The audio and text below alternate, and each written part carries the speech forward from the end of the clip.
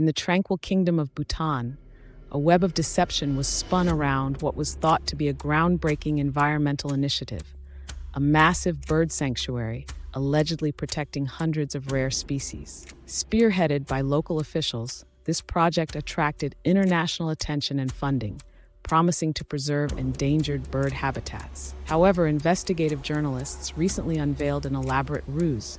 The sanctuary was nothing more than a digital illusion backed by fabricated data and manipulated imagery. Shockwaves cascaded globally as environmental groups scrambled to understand how such an elaborate hoax fooled seasoned experts. The revelation not only jeopardized Bhutan's credibility, but also highlighted vulnerabilities within the international conservation community, sparking a call for stricter verification processes in global conservation endeavors.